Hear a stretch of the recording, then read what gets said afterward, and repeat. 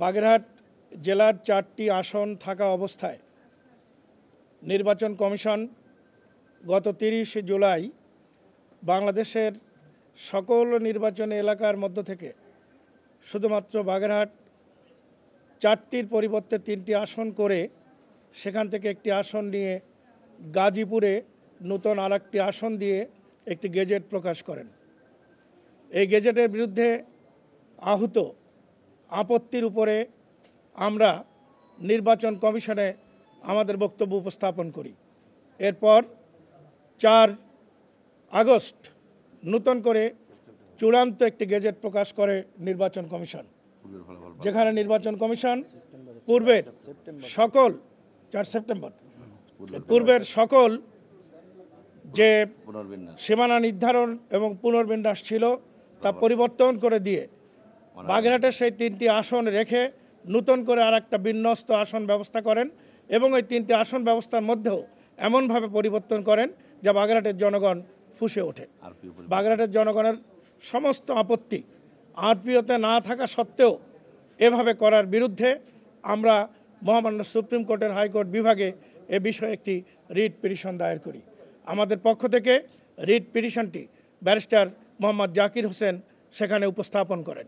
পরপর 7 দিন এই রিট পিটিশনের উপরে শুনানি অনুষ্ঠিত হয় এবং শুনানি সমাপ্তি অন্তে গতকাল দীর্ঘ 4 ঘন্টার একটি রায়ে মহামান্য আদালত আমাদেরকে এই 4টি আসনের স্থলে 3টি আসন করা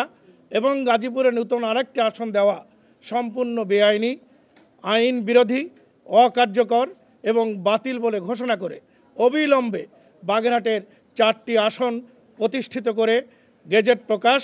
এবং গাজীপুরের এই আসনটি বিলুপ্ত করে গেজেট প্রকাশ করার জন্য নির্বাচন কমিশনারকে নির্দেশনা দিয়েছেন। এখন পর্যন্ত রায়ের কপি নির্বাচন কমিশনে আসেনি। আমরা তার পূর্বেই নির্বাচন কমিশনের মাননীয় সচিব এবং মাননীয় প্রধান নির্বাচন কমিশনারের সঙ্গে দেখা করেছি। আমরা আমাদের বাগেরহাটের সমগ্র জনগণের আর্তি তাদেরকে জানিয়েছি। আমরা অনুরোধ করেছি আপনারা যে কোনো প্রক্রিয়াই হোক, যা বুঝেই হোক, আইনি বেআইনি যে প্রক্রিয়াই হোক না কেন, যে কাজটি করেছেন তা সর্বোচ্চ আদালত কর্তৃক অবৈধ এবং বেআইনি ঘোষিত হয়েছে। সুতরাং এই পর্যায়ে বাংলাদেশে অবিলম্বে একটি সুষ্ঠু নির্বাচন, যে নির্বাচনের দায়িত্ব আপনারা নিয়েছেন এবং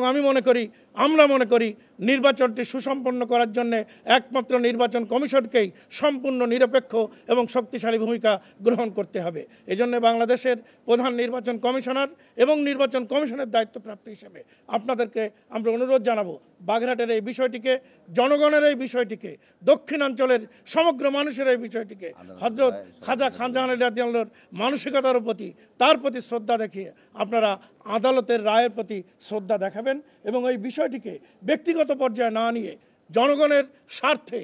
জনস্বার্থে আপনারা এই বিষয়টিকে দেখবেন এবং সেজন্যই আপনারা পরবর্তী আর কোনো পদক্ষেপ এমনভাবে গ্রহণ করতে যাবেন না যাতে ওই অঞ্চলের জনগণের প্রতি আরেকটি নতুন করে চাপ সৃষ্টি হয়, যে চাপ আমরা মনে করি অনৈতিক, যে চাপ আমরা মনে করি বেআইনি, যে চাপ আমরা মনে করি অবৈধ। আমরা আমাদের বক্তব্যকে ওনার সামনে উপস্থাপনের পর মাননীয় সচিব মহোদয় এবং মাননীয় প্রধান নির্বাচন কমিশনার অত্যন্ত ধৈর্যের সাথে আমাদের বক্তব্য শুনেছেন এবং তারা সহানুভূতিশীলভাবে আমাদের সব কিছু পর্যবেক্ষণ করবেন বলে, আইনানুগভাবে দেখবেন বলে আমাদেরকে কথা দিয়েছেন।